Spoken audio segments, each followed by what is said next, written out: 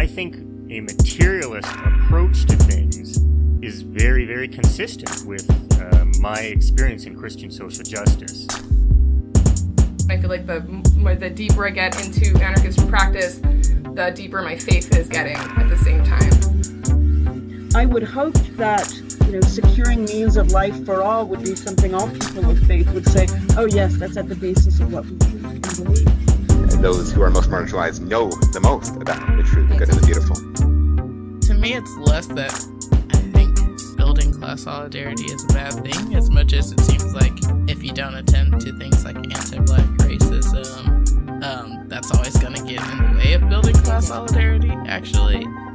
And when you go back, you find that a lot of revolutionary grassroots participatory movements, the precursors to what you could call the barrio assemblies and these grassroots neighborhood organizations, a lot of these were sponsored by the church. What does it mean to say that the Christian tradition is internally contradictory and there are antagonisms there and you're always being faithful to some aspects and betraying other aspects? Welcome to the Magnificast, a podcast about Christianity and leftist politics. I'm Dean Detloff. And I'm Matt Bernica. One of the most common questions that we get doing this podcast is, what's a good episode to send to someone who's a Christian but not a socialist? And that's a hard question for us to answer. We've done a lot of episodes, and it's kind of a weird conversation around here. Does your Christian but non-socialist friend or family member want 4 episodes about how weird Christmas is? Do they want to learn about Cuba? Have they wondered about what's going on in Venezuela or Bolivia? No, probably not.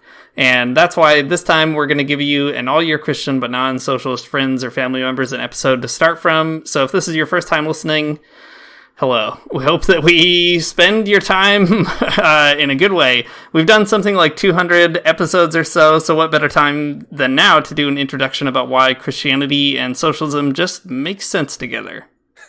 What better time than now is right.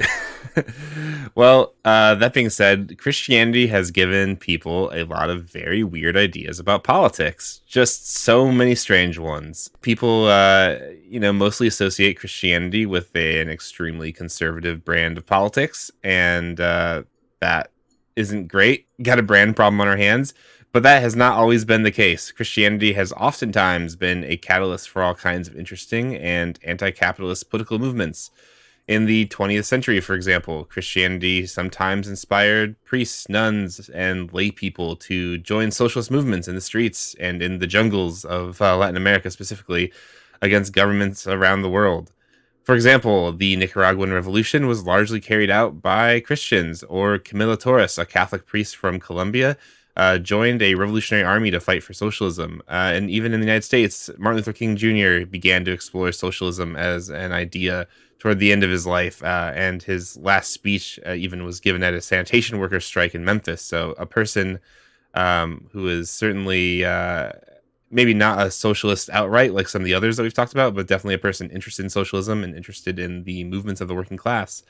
So the list can go on and on for sure. Like we said, we have 200 episodes, so just listen to them all, I guess, and find out about all the rest. But the point is that Christianity has oftentimes been a mobilizing force against oppressive powers like capitalism. And you might not suspect that, but here we are telling you the truth about it. Yeah, that's right. One thing we talk about a lot on the show is that it helps to learn some of that history because it can give you a little bit of permission to recognize that you're probably not the first person to have had the thought that, hey, Christianity might have something to say about economic injustice or about socialism in all its different forms, and it's comforting to know that we're not just inventing this stuff out of whole cloth. There's lots of people who've done a lot more work than we have. You probably also don't need us to tell you that there are a lot of very weird ideas about socialism floating around as well. Just like Christianity, there are lots of different kinds of socialisms out there, and plenty of people agreeing and disagreeing about it. It's a big conversation. If you get a bunch of socialists in a room, they'll fight like Catholics and Protestants, so you can learn some transferable skills to bring into that conversation. We're not going to get into the weeds of all of that, but we're going to try our best instead to distill this conversation about socialism down to some of its most basic parts. And if you decide to become a real big nerd or to join the struggle yourself, you can figure out all the details in good time as the situation demands it. All right, well, here's the plan. We're going to walk through some of the big, important resonances that Christianity and socialism share, and then make the case that Christians ought to be socialists. All pretty simple. So first, we're going to just try to lay out a little bit about God's concern for the poor and for economic justice. Then we'll talk through what socialism is and how it can help Christians realize God's concern here on earth. And then we'll talk a little bit about, explicitly about things like Marxism and theology. And then you can definitely go back through the back catalog of the show to find, more in the paint content about those things. Yeah, you want to know about what socialism and Christianity looks like in the DPRK? We got more than one episode for you. I mean, if this is the first time that you're listening to this podcast ever and you're really skeptical about it, I don't know. We just try to do our best to be truthful and honest, but also, we have a pretty clear bias that we think Christians should be socialists. So that's what we got here for you. At the end of the day, socialism is a way for Christians to embody the love that God has called us to, and we think that people should think clearly about that. And our podcast is just trying to get people to do that. So give it a listen and leave us a message in the Apple iTunes review area and tell us how good we did at that. Only the how good ones. You can keep the bad ones to yourself. That's right. We don't want to hear them. That's all right. You can send us an email if you want to. We'll tell you about all that stuff at the very end of the show and how to get in touch, etc. But why don't we dive right in here, Matt, doing our very best to keep telling ourselves to avoid jargon and specialized terms as much as we can. Let's do it. Yeah, sure. Let's start with God's what they call preferential option for the poor. That is a term that comes from liberation theology in particular. I'll say more about that in a second. But put most simply, the Bible is full of lots of places where God talks about the poor and chastises the rich. The prophets, for example, are constantly saying that Israel is going to be judged according to its treatment of the poor. That's a big thing that you get in Jeremiah and Isaiah and even the B-side prophets like Amos and Hosea. They're always going on and on about that as a big sticking point for God. God's laws often have specific provisions or things that they're concerned about that protect and take care of the poor, even if that means that rich people lose their wealth. So in the Bible, in God's kind of blueprint for ancient society, there are all kinds of ways that people can accumulate wealth, but every 7 years or so, the board gets reset and people have to start over, for example. So not exactly the kind of American dream that you see on TV today. And across the Gospels, Jesus has a lot to say about the poor. It's pretty hard to read the Bible without recognizing that there is a really big emphasis on the worth and value of the poor themselves. And valuing the lives of the poor is a pretty normative belief within Christianity. If you ask someone, should Christians care about the poor? Probably they'll say yes. But when it comes to the social dimensions of poverty and its causes, a lot of Christians stop short. So there's this kind of disconnect. The Bible, the book that we base our faith on, says all kinds of stuff about the poor, all kinds of stuff about even warnings about not taking care of the poor or building a world that is just, right? Just according to how accountable we are to the people who are most marginalized in our society. And nevertheless, as Christians, we keep reproducing societies that are very unjust and do produce a lot of people who are poor. So socialism is one way of trying to close that gap that we'll get to shortly. Yeah, I mean, before we make it all the way to socialism, though, this is an idea that, I don't know, if you're a person who's gone to church basically ever, you've probably kind of encountered, right? You go to a church, you hear a nice sermon or whatever, and also they're collecting cans to give to a local food bank. A perfectly fine thing to do, nothing wrong with it. But I think oftentimes in churches, in Christianity, at least in North America, in my direct experience, we take that normative value of caring for the poor, but we interpret it in a very bizarre way, right? We interpret it only along the lines of charity, which is something that we'll talk about a lot later. But I think what Dean is saying here, I think what's really important to draw out is that we don't recognize the social dimensions of poverty, right? Like, where does it come from? Why are people poor in the first place? Why, are some people making $7.25 an hour, and why do some people make $8,000 an hour? So I think that these are really good questions that Christians should interrogate, right? I mean, if we are serious about our conviction and sort of the things that the Bible tells us to do, these are questions that should bug us. And no amount of soup cans that you collect or boxes of cereal are going to solve the problem of poverty, or really even lessen it, I think, at the end of the day. So let's get back to the idea, though, of the preferential option for the poor, and we can talk about some of these other interesting Christian idiosyncrasies and trends in a minute. So liberation theologians, especially in Latin America, have developed what they call the preferential option for the poor. It's a great phrase to start throwing around to impress your friends. You say it and people will be like, that person knows about theology. That's right. That's why you should learn about it. No, just kidding. You should learn about it because it's good. So God, these theologians say, cares about everyone, but God has a special concern for the poor specifically, and the church should too, recognizing that the church is also made up of a lot of poor people. But these theologians also said that the poor aren't poor because God made them that way, which is a bad thing to make sure you step over. You don't want that one. They're poor because of an economic system that distributes goods unevenly, not because God made them that way. That would be a really jacked up thing to believe. So that means that Christians with a special concern for the poor should identify with the poor themselves and figure out what that system is and why it's making people poor in the first place, and then struggle to change it. Not in a paternalistic way, not in just a way that centers charity, but in a way that actively participates in the liberation of people and the bettering of the lives of people who are poor and oppressed for one reason or another. The Christian call to care and be with the poor is one of the main points of resonance between Christianity and socialism. Like Dean said at the beginning, socialism is a word that people associate a lot of weird ideas with. Sometimes people mean things like a scary socialist country. I don't know which one, but one of them out there that exists and is out there to oppress you and take away your freedom of speech. Or sometimes people are talking about when the government does things that they don't like, that's socialism. But I mean, at the end of the day, real socialists, if you read them, if you pay attention to what they're saying, care about the working class. They care about the dignity of people's labor. And at the end of the day, that's a lot of what Christians mean by the preferential option for the poor as well. Caring for people in a deep way that you want to struggle alongside them, not just try to, I don't know, paternalistically solve their problems for them.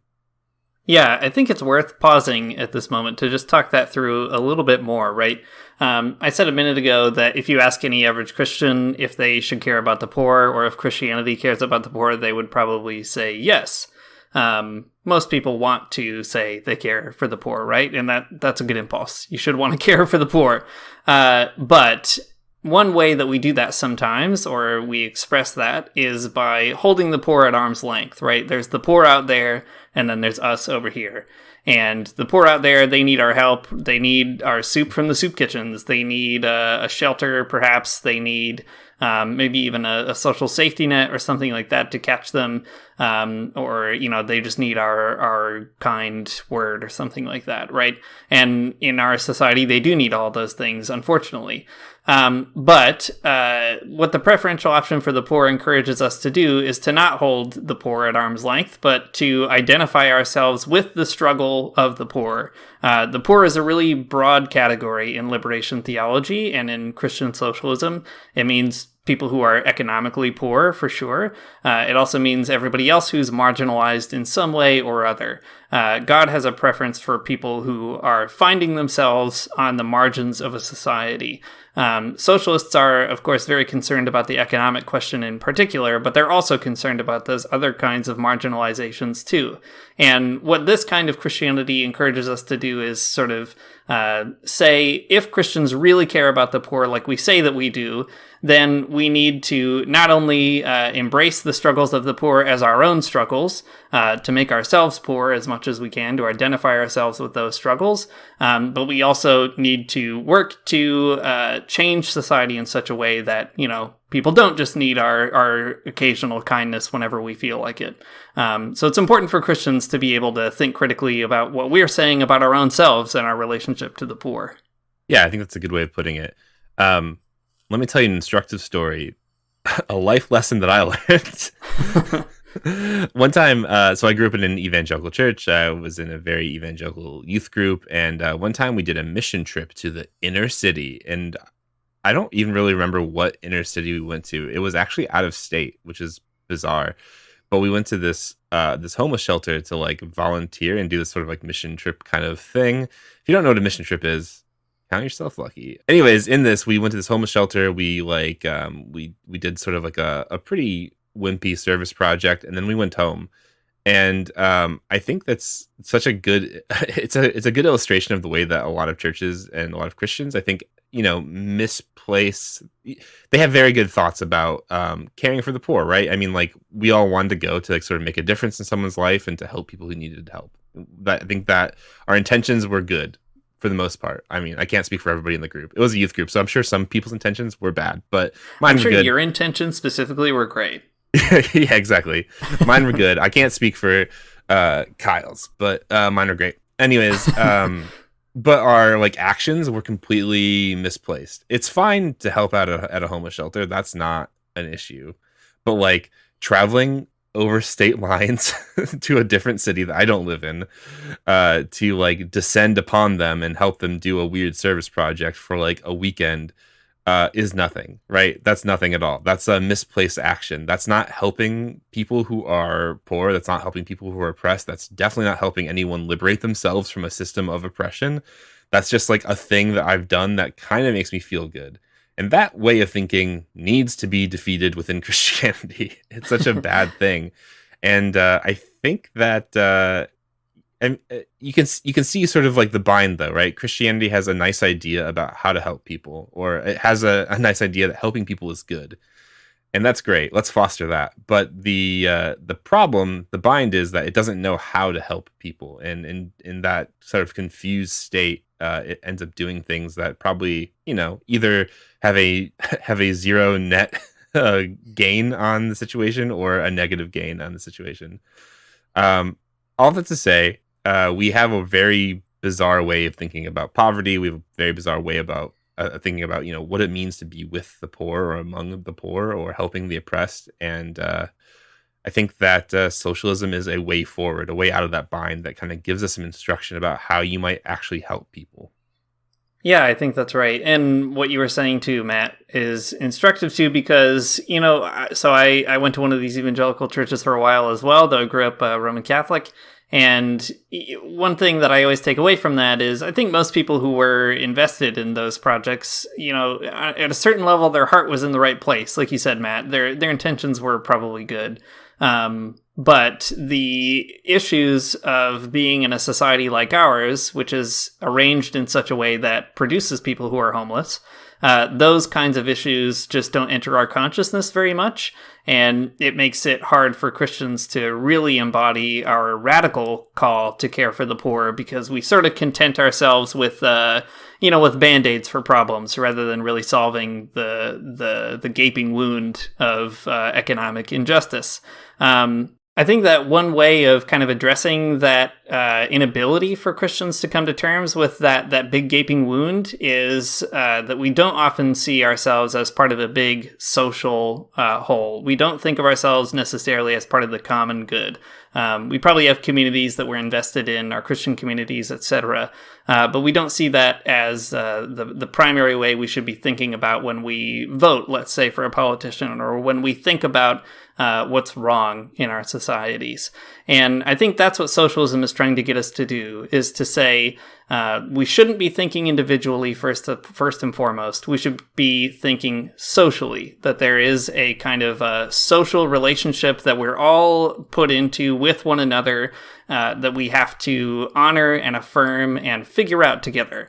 And we can do that in a number of ways politically, but that's what socialism is really aiming at getting us to reorient the way that we think about things like homelessness or poverty as problems that exist because our social lives have deteriorated in a certain way, or there's an imbalance there, and we need to find our way back to putting a society together that doesn't have those kind of symptoms. Does that make sense to you, Matt? Yeah, I think it makes a lot of sense. Listen, the word socialism, people say it means all kinds of scary things, but at the end of the day, it's a word that centers on society, right? It's a political formation that puts society first and answers, I think, the question of like individual liberty and the development of people sort of holistically through the development of the entire society together, right? Like that's what it's about. So when people tell you other things about socialism, tell them they're wrong because you heard a podcast, and I'm sure we'll respond very positively to that. But I think this is not just a socialist idea, right? I think that that Christians have also had this kind of idea before too. Most notably in the early church and the type of communal formations that early Christians, put together. Most notably written about in the Acts of the Apostles, or just Acts, depending on what kind of church you go to and what way you talk about this specific book. But yeah, I think it's really worth thinking about that a little bit more critically. Here, let me read Acts 2:44, and you can get a flavor for this early Christian community and maybe what ties it might have to socialist thinking. Acts 2:44 says, "All who believed were together and had all things in common. They would sell their possessions and goods and distribute the proceeds to all that had any need. Day by day, as they spent much time together in the temple, they broke bread at home and ate their food with glad and generous hearts, praising God and having the goodwill of all people. And day by day, the Lord added to their number and those who were being saved." So there you go, folks. The early Christians, they were eating together. They were drinking together. They were praying together. That's all great. But here's the one that's going to make your Republican uncle mad. They did. They lived together. They had all things in common, and they would sell their possessions and distribute the proceeds to people who needed them in their community. And listen, folks, whatever way your pastor wants to spin this and tell you it's not socialism, I mean, I guess you're welcome to, but it is. It is a certain type of socialism. Probably not the kind that I would prefer exactly because of developments in political economy since then. But there's something to this, right? Christians have in the core text, in the core of their whole religion, they have a claim that the early church was living in this really particular way that valued the community, the social over the individual. And a lot of people will go on to say things like, well, that was the early church and things have changed so much since then. And like, yeah, I mean, that's true. But you do have to admit that it was an option for them and it's still an option for you. So that's another one of those resonances, right? Socialists and Christians, they care about the poor, they care about the oppressed, but also socialists and Christians care about the community, and they find some type of really important meaning behind the community of believers living together. So you can't deny it as much as you might want to. Yeah, that's right. I think one other thing to pull out here with that text in Acts is, it might be easy to look at that story and say, well, that's an interesting thing that these people did, sharing all their stuff, but it's totally impractical. It doesn't make any sense. And at the end of the day, this is sort of incidental. You don't really need to think that hard about that.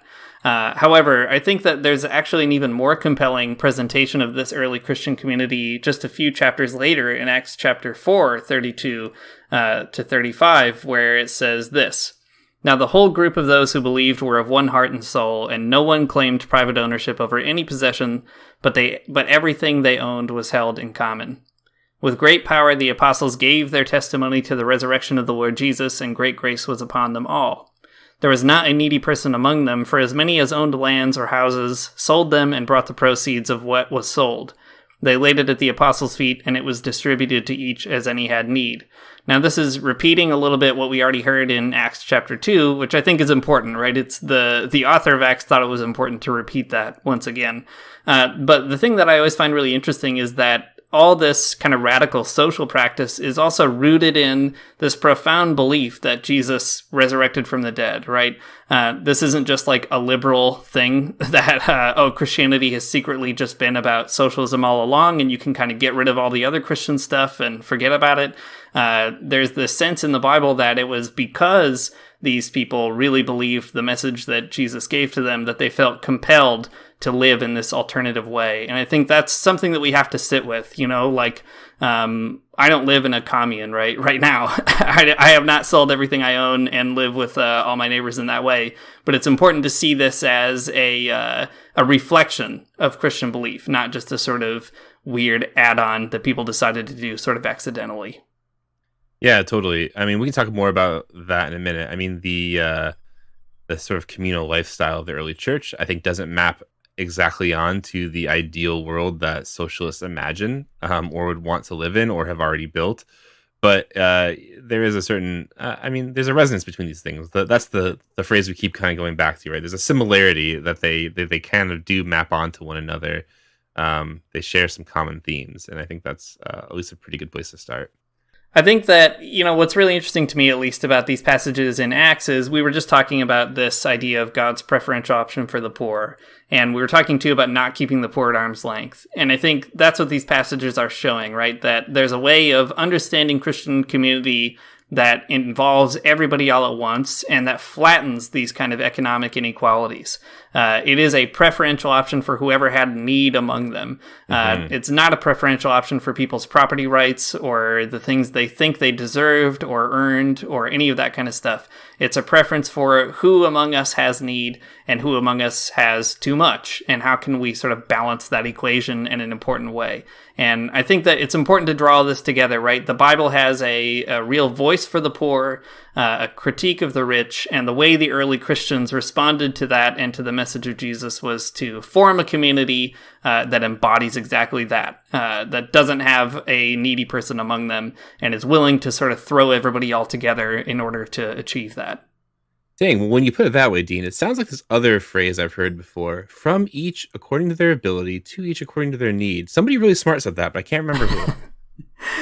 It's all in the Bible first, but yes, it is a popular phrase also taken up by Karl Marx.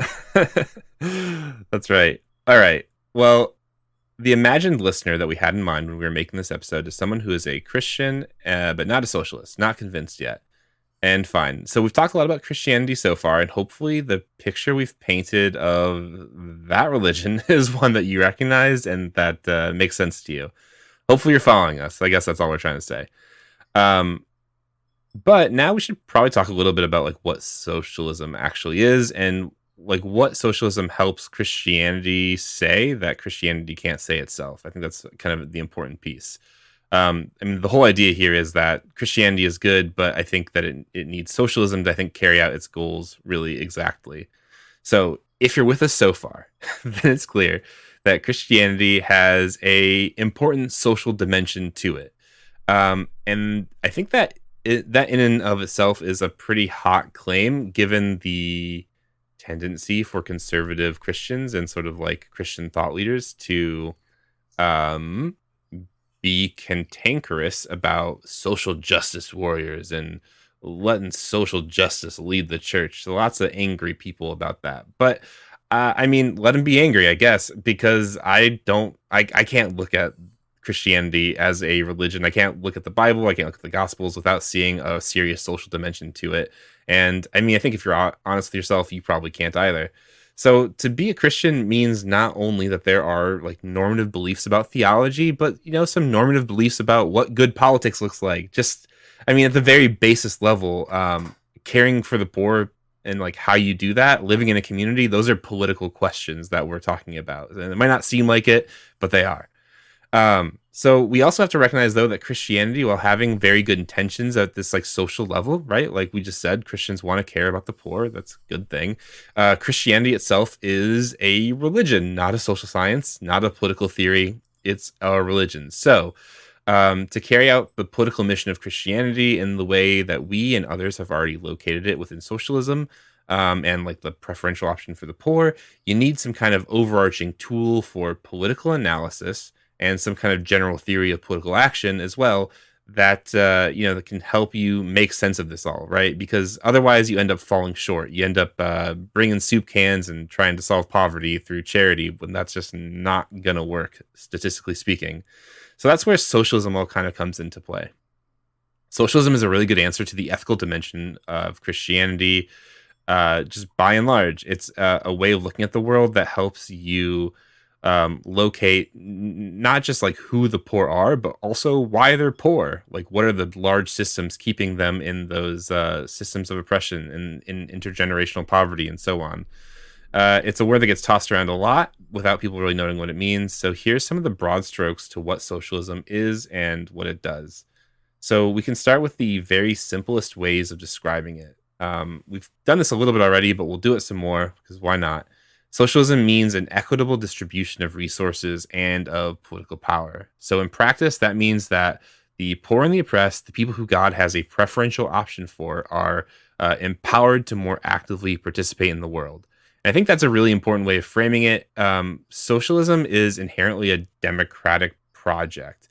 It's not about government handouts. It's about people taking kind of control of their situation and seizing the tools that they need to create a world that actually works for them and for everybody else too. Yeah, I think framing it in those democratic terms is helpful too. We'll get to how it relates to the preferential option for the poor in a moment, but it's important to kind of make that democratic claim up front as well. Socialism's not charity, as we've been kind of saying in a non too subtle way so far. The world that we live in is one where most people don't have democratic control over their lives, right? Socialism is a world where people do have that democratic control, especially in their workplaces, which is where most of us spend most of our time. You might think that that's the world that we live in now, but most of us don't really have a say in how our workplaces or other parts of our lives are structured in a really meaningful way. So just to zero in on the work piece of this, at the end of the day, your boss is the one who decides how you work, how long you're going to work, what's an acceptable level of safety for your work, how much you'll get paid for that work, and so on, right? These decisions are things that that affect you in really big ways, but they're decisions that you don't have a lot of say in, probably. So whatever you do, whether you're in a factory making parts on the floor, or if you work on the floor of a retail store, your work makes money that comes into the business, and that business employs you. What happens to that money also isn't up to you, right? It's up to whoever owns the business, and that's not democracy either. So in our workplaces, even though we might think that we live in a certain big political democracy, most of us actually have very little control over what happens on the day-to-day of where we actually spend our time. Even if we enjoy our jobs, if we're not the people who own those companies, the work that we do produces all kinds of profit for the people who do own those companies, and we don't really get to decide how much of it we actually deserve, or how much of it the person who owns that company actually deserves, which, if it were up to us, we probably wouldn't be paying out CEOs what they think they deserve. And we'd probably pay ourselves a little bit more. That's my guess. Yeah, I think that you're right. I mean, that's a really good way of framing it, though, right? I think that there's a certain tendency within, at least North American culture. I can't speak for the rest of the world, but there's a certain tendency that looks at work as a sort of volunteerism. That it's just a contractual agreement that is made by two parties with equal power. That there's a job, but you want it because that's the job that you yourself have chosen. And the employer gives it to you, right? But really, that's not how things work out at all. There are people who work all kinds of extremely low-wage jobs that lack dignity, that lack basic protections, that, don't really want to volunteer for those jobs, but, they're forced into it more or less because there's basically no other way they can make ends meet. And that's not a democratic situation. That's a bad situation. That's a situation where you're forced into doing something you really don't want to do, right? There's a whole lot of coercion involved. But in a more socialistic situation, you'd have more power in the workplace. You could tell your boss to do all kinds of things. They'd have to listen if things were organized in a little bit of a different way. And I think it's important, too, to recognize that this is just the situation, the undemocratic situation for people who are employed, right? Which is a lot of people, most people, are in this situation. That's to say nothing of people who are not employed or who are poor in a more sort of brutal way, and especially don't have any democratic say over whether or not they get hired or what happens to them when they're on the streets or something else. So if the situation is already ethically ambiguous, let's say, for people who are at work living undemocratic lives, even if they enjoy them or not, the situation is even worse for the most marginalized. And again, that's the kind of place that God wants our minds and hearts to be all the time, I think. The question, I think, for us is, as Matt said earlier, what does socialism help us say that Christianity doesn't, or that it has a hard time saying? And I think, Christianity tells us that we should care about the poor, but socialism tells us about the origins of poverty. So it's a perspective that helps us build a society where the poor and the oppressed have the means to liberate themselves. And it's also a perspective that allows us to say, hey, we should all have a little more democratic control over our lives. These are questions that Christianity is maybe interested in a tangential way, but it's not the kind of thing you're going to be reading about in the Bible. Socialism shows us that society, as we currently experience it, is making people poor and making people lead these kind of undemocratic lives, and it does injustice to all of us. So one good place to start thinking about this, the way that socialism relates to Christianity, is a 1905 essay by the Polish Marxist Rosa Luxemburg called Socialism and the Churches. She said that Christianity definitely has a long history of caring for the poor and criticizing the rich, and as a good socialist herself, she likes that part. The first Christians, like we mentioned earlier, practiced this form of socialism. She calls it a communism of consumption, where everybody shares their goods. So everybody's bringing their stuff, and they can all consume in an equal way. Nobody's able to consume a ton while somebody else starves. That's what the problem Christianity is solving in the ancient world. But she asks, how do people get those goods that they consume in the first place so that they can be shared? And that's a question about production. That's the question that socialism likes to ask. To kind of put it in a super simple way, even if we all did get together and lived the way that the early Christians do, at some point we would all run out of things to share. We would run out of stuff to consume, and we would have to ask the question again about how to organize our production. So it's a question that Christianity would have to ask no matter what at some stage, even if we all miraculously sort of transformed the whole planet into Acts 2 and 4. In a capitalist society, neither the production that we do or the consumption that we do happens for the common good or for the poor, but for the rich. So maybe I'll just take a minute to pause there. Matt, does that sound like a fair sort of intro, at least, to how socialism is helping us problematize and draw out some of the ways Christians think? Yeah, I think so. I think that, saying that production is a question that Christians have to deal with if they want to live communally is a really good note, because you might think, well, Christians aren't dealing with that right now. And I mean, that's kind of true, but they are dealing with it in the sense that they just let the status quo be the status quo, right? That in not asking too many hard questions about production or democracy in the workplace or how much people get paid, Christians are sorting it out for themselves, right? That this whole system that necessitates some unemployment, that necessitates some homeless, that necessitates people go without health care, go without food, go without shelter in a lot of cases, that's all okay. And I think that if Christians were more upfront about political economy, if they had some kind of means by which to understand it, beyond things like Dave Ramsey or whatever, they'd be a lot better off. That question of production is a big one, right? If you care about your community, you should care about the places people work. I think that's a really good way of getting us a little bit deeper into it. And I think it's also an important note to say we should talk a little bit more about production so we can kind of draw this out a little more specifically. So when we talk about the question of production, again, we're talking about that question of work. Who's working? What do they do? What do they make? And how does all the sort of profit or value that they create get moved around? So here's an extremely simple way maybe to put it. We could say that in the world that we live in now, rich people employ other people who do work that make the rich more money, right? When you go to your job and you do your job, you're bringing in money to that company or person or whatever it might be. And again, all that money that you bring in gets funneled up somewhere where people make decisions about that money, but you're not probably part of those decisions. So some of that money goes back to you or to other workers in the form of wages. Most of it, though, goes into the bank accounts of rich people. And capitalism, the society we live in, is a weird one because it's one where that wealth is getting bigger and bigger all the time. It's just sort of coming into being all the time, being generated by people all the time. But it doesn't necessarily find its way back to us, despite what people say about things like trickle-down economics, etc. That just isn't the way that it operates. And the rich are under no obligation to make sure that it does, right? It's up to them to decide whether or not they want to create an equal world. And so far, they have decided that they don't. Altogether, individually, they've decided that's not really on the agenda for them. What that means is that working people are the ones who make all the profit and goods and services, but they don't get to make any meaningful choices about what to do with those profits, goods, or services. In the economy that we live in now, the main goal of the people who are getting the profits is to keep getting more profits and to stay in competition with other people making profits.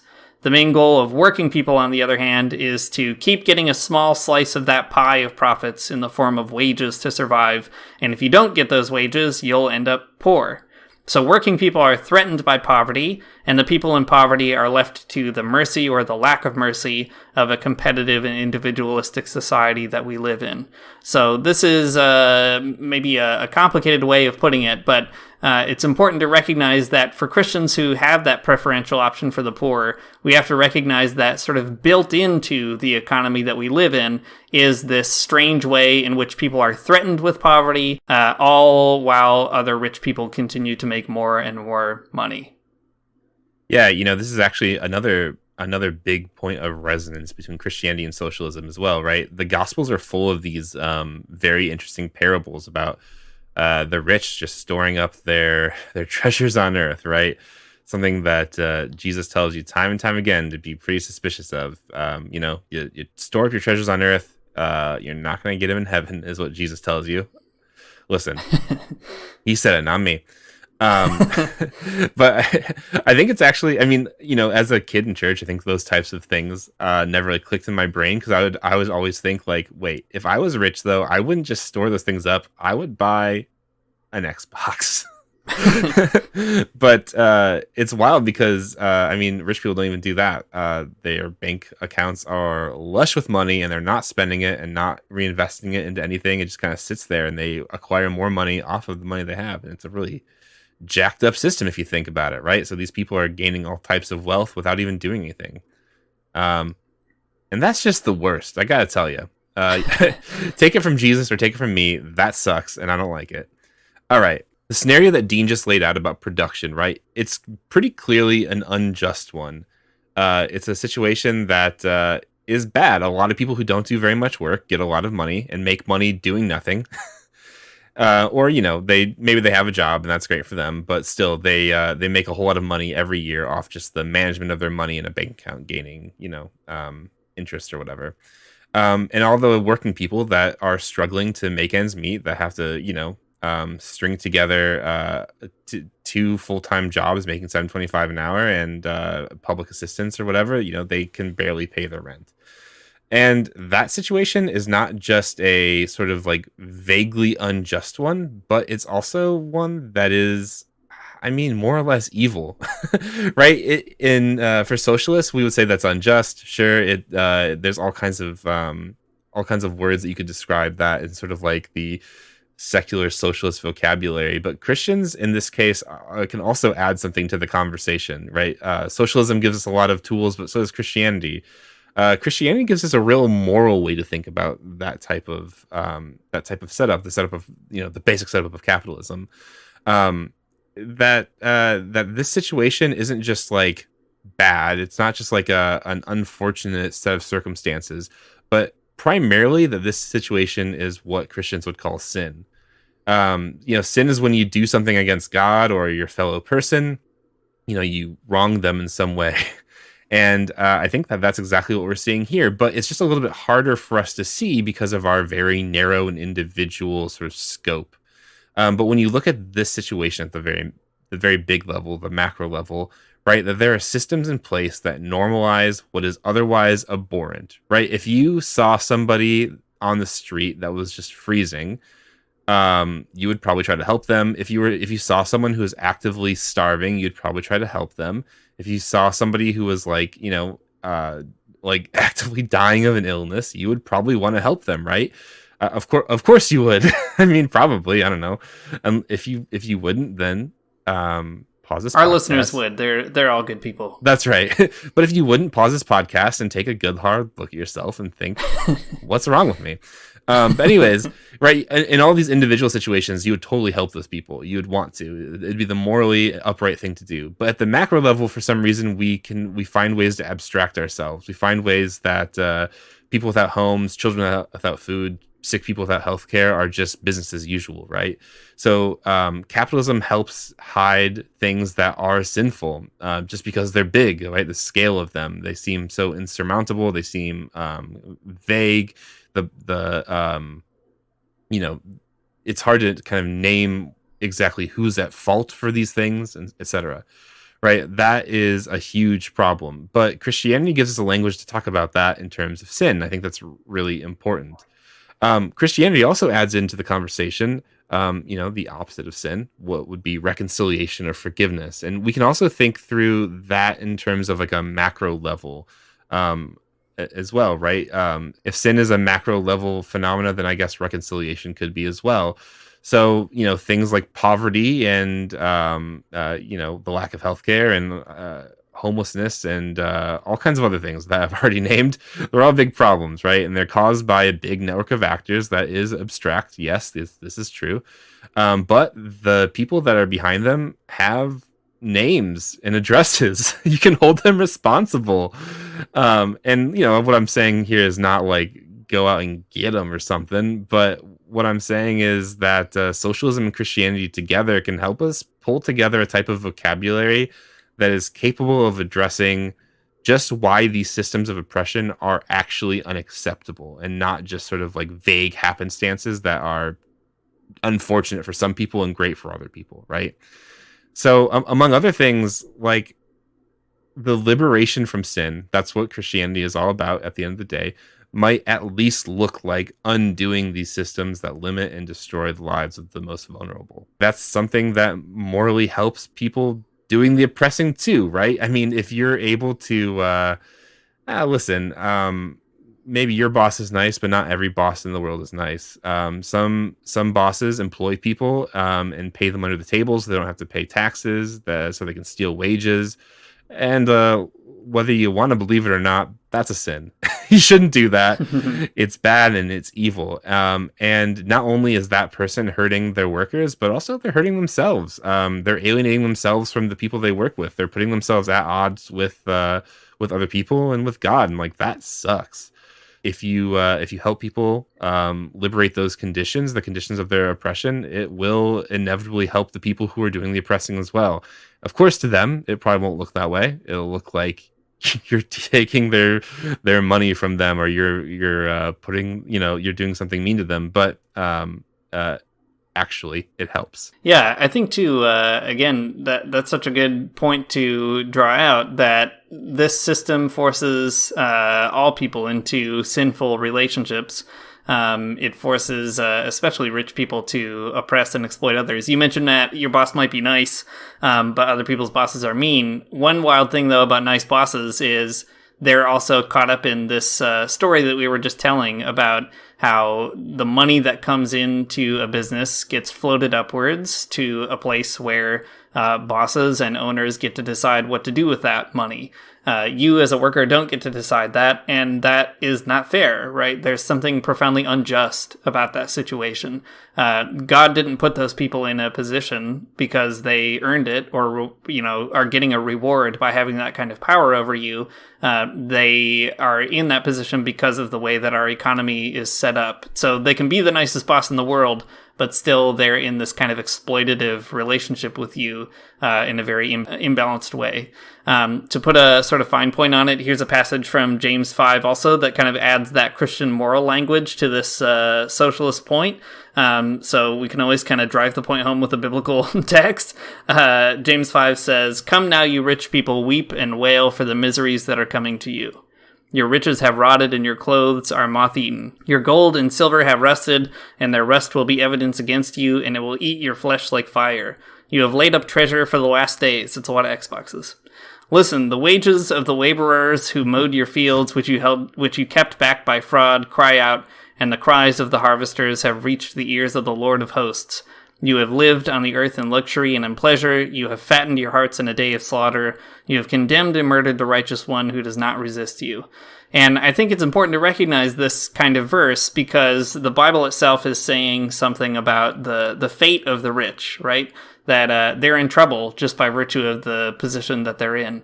And God has a preferential option for the poor, but if we also care about the hearts of the rich, we need to find a way to help them not be in exploitative relationships with other people just by virtue of the society that we're all born into. It's true. Your boss is going to hate that news, but listen, Jesus told you to spread the good news, and that's what you got to do. Sorry. Yeah. I think, one key thing for me, too, is that socialism isn't just about being crabby at rich people or being the smartest person in the room. You can kind of get that impression if you spend enough time around socialists, and sorry, it's a bad habit. We all get it one way or the other, unfortunately, but that's not what it's about. It's really about wanting a world where injustices aren't necessary anymore. Right now, in capitalism, they are necessary. It's necessary to have injustices, to have the threat of poverty, to have unemployment, etc. We have to have these things in order to allow certain profits to get generated. And what Christian could be against that, right? Against a situation where there aren't injustices that are necessary for the world. I want to read just one passage, too, that I think helps to make this clear. So we've been talking a little bit about socialism as opposing a situation of injustice, but it's also important to say that socialism holds out the possibility, a positive vision for something else. And it's not just socialists who are secular people who say that, it's also Christians. So one example is after a socialist revolution succeeded in Nicaragua in 1979, the Catholic bishops of that country wrote a letter to the people clarifying their own views about socialism, which I think helps makes all this this connection a little bit clearer. So they said this: "If socialism means, as it should, that the interests of the majority of Nicaraguans are paramount, and if it includes a model of an economic system planned with national interests in mind, in solidarity with and providing for increased participation by the people, we have no objections. Any social program that guarantees that the country's wealth and resources will be used for the common good, and that improves the quality of human life by satisfying the basic needs of all the people seems to us to be a just program. If socialism means the injustice and traditional inequalities between the cities and the country, between remuneration for intellectual and manual labor, will be progressively reduced, and if it means the participation of workers in the fruit of their labors overcoming economic alienation, then there is nothing in Christianity that is at odds with this process. If socialism implies that power is to be exercised by the majority and increasingly shared by the organized community so that power is actually transferred to the popular classes, then it should meet nothing in our faith but encouragement and support." I think that's the key, that being a Christian and being invested in socialism is not about revenge. It's not about telling off the rich or being really upset that you are in an undemocratic situation. It's about really actually wanting a world where these injustices are not necessary to keep the world turning, that there are other things that are necessary, like building good values of solidarity or organization or care. That's the kind of world that we need to live in. Yeah, man. Well put. That's good. Good job, Dean. Good job, Nicaraguan priest. You've done it. You've really said something that I think is right. All right, so we've laid out a big case here, and hopefully you're convinced. And if you're not, well, I don't know. I don't know what to tell you. We have 200 other episodes. Send us an email. Tell us why. Yeah, that's right. Listen to those and then send us an email. In the intro, we mentioned that there's a handful of socialists and people's movements that Christianity played a really big mobilizing role in. And now that we're at the end of the show, you can at least start to make sense of some of that, right? If the whole idea of socialism and Christianity being compatible was nonsensical at the beginning for you, now at least it should kind of make sense, right? Socialism and Christianity have a lot of very similar commitments and goals in the world. And I think that they can achieve their goals working together, Christians and socialists, hand in hand, I guess. Looking at the world as a Christian could mean, picking up the tools of Marxist analysis and socialist organizing principles to authentically do the work of the church and to live out a faithful Christian life. That is a possibility that we want to put on the table. I think that, and that's it, right? Maybe you're not convinced, but you should at least see that is possible. So sticking with the theme of the show, you might not find yourself grasped by the importance of identifying as a socialist or something, and I guess that's fine. But at least we've made the case clear that this is something that makes sense. There's no contradiction in terms between Christianity and socialism.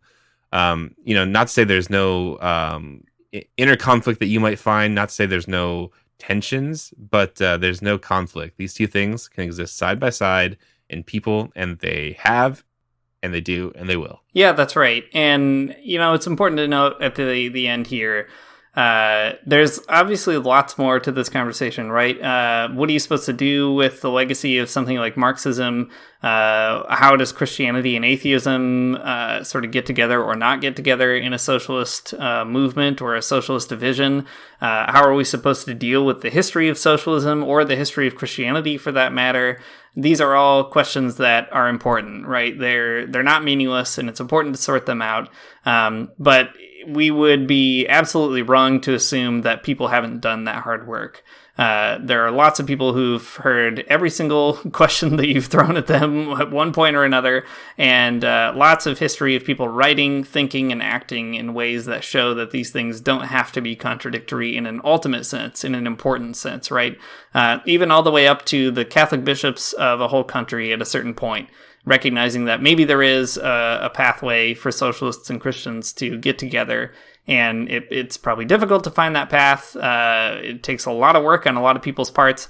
But at the end of the day, both Christianity and socialism are trying to build a world for the poor, for the democratic control of people over their own lives, right? For the ability to have some kind of confidence that we can determine our own futures, and we don't have to sort of wait around for breadcrumbs from the rich or breadcrumbs from Congress or the executive office or whatever it might be. That instead we should take matters into our own hands and build a world where we don't need these injustices anymore.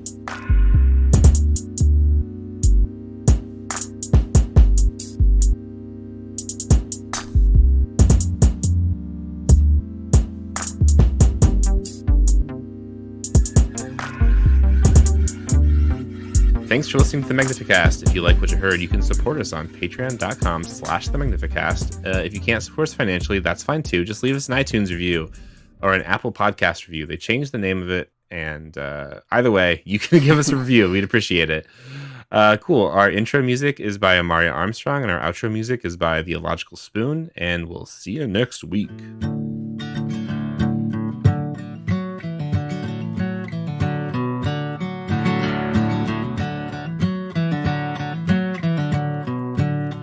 I don't wanna get up for church in the morning, souls alive. Heaven come to earth and there won't be no church. We'll meet down by the riverside. There we'll swim with all creation. Never get tired, never bored. Don't worry, someday there'll be no dam between us and our Lord.